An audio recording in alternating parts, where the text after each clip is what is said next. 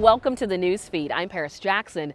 Washington leads in environmental and ecological conservation, but the process of creating large-scale green energy projects in the state is complicated and has a lot of critics frustrated. Cascade PBS's Northwest Report's latest podcast series, It's Not Easy Going Green, introduces listeners to key stakeholders who have different reasons why they think the process is broken.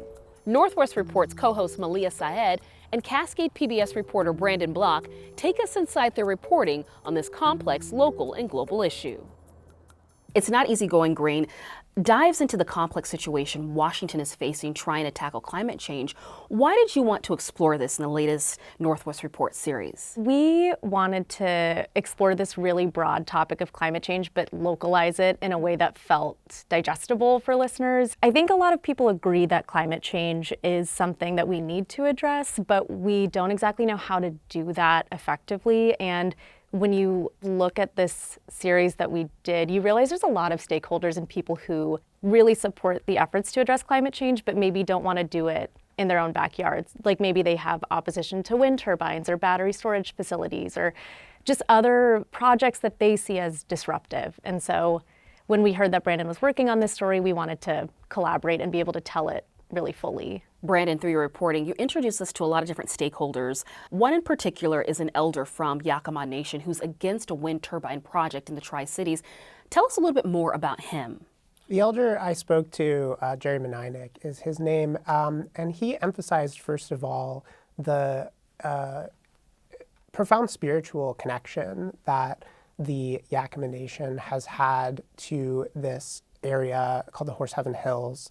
Would firstly, if he were here, I think he would remind us that this is land that for hundreds of years before white settlers came to this country was the domain of the Yakima Nation as well as other tribes in the Northwest. And when that land was relinquished in the middle of the 19th century, it was done so under specific conditions. It was a treaty signed between the state of Washington that affords the Yakima and these other tribes certain rights in relationship to this land. And so they have not only a spiritual stake in this land, but also a legal stake in what happens to the land that we're talking about. And they simply feel that the wind farm, which would be the state's largest, as originally proposed, would degrade that land in ways that are irreversible.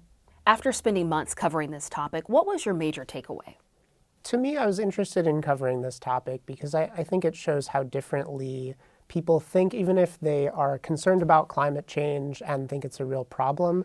When it comes for you and your neighborhood, there's suddenly a new set of considerations about how far you are willing to sacrifice in order to do something that maybe you think is valuable on the whole, but may not be willing to tolerate in your own backyard. And then I think, it forces us to ask tricky, difficult questions about whose sets of interests, because we talked about these different stakeholders, including tribes who've gotten a pretty raw deal on the end of energy projects historically in the state. We have to ask what types of sacrifices the state is willing to force them to make, really, because they don't have the ability to simply veto or say no to these projects to benefit the greater good that we know we do need to build things like this. So it's a tricky equation. I'm Paris Jackson. Thank you for watching the Newsfeed, your destination for nonprofit Northwest news. Go to cascadepbs.org, now to PBS NewsHour.